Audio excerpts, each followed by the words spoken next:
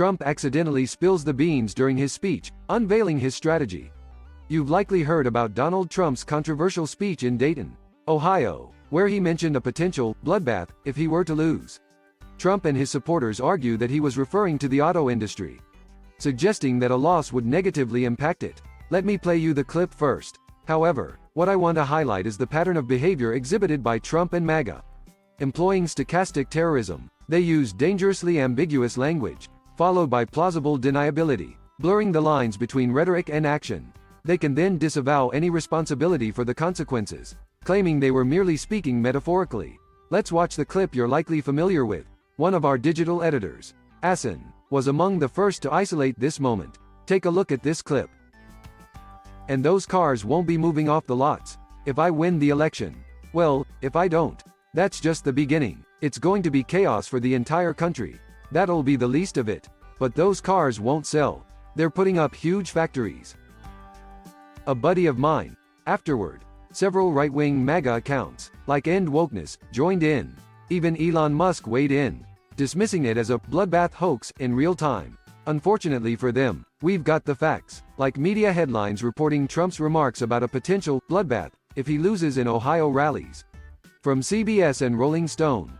Then they argue, well, Trump was actually talking about the auto industry.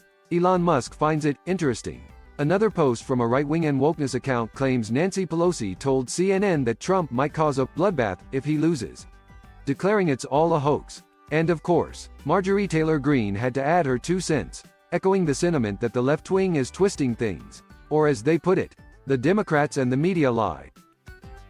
Continuously, there's this focus on what Trump says, and they label him president, which he isn't. They distort his remarks and sarcasm, misleading the public into believing he said something he didn't. When Trump mentioned a potential bloodbath if Biden wins, he was discussing the auto industry. And he's correct about that. Now, let's delve into what Donald Trump posted this very morning.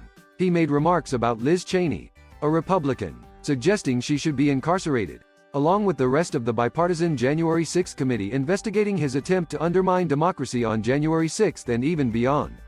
Our editor-in-chief, Ron Filipkovsky, wrote about Trump's call for all committee members to be imprisoned. I wonder about the context behind that. Also, it's important to note that during that same speech where Trump mentioned blood, he kicked things off by playing a song he crafted with the January 6 insurrectionists. He calls it the J6 Anthem, or the Spirit of J6. They've adapted our national anthem, altering some of the lyrics, and it's a collaboration between Trump and incarcerated insurrectionists, whom he refers to as hostages. He then leads the audience in pledging allegiance to these hostages, and boasts about the song. Please rise for the horribly and unfairly treated January 6 hostages. He says, so, what's the context there? Why does he portray J6 rioters as hostages and create an anthem to replace our national one? And then, he mentions blood in his speech. Let's examine what unfolded in Dayton, Ohio. This is how Donald Trump kicks off every speech. Now, I want to jog the memory of our viewers, listeners, and newcomers to the Midas Dutch.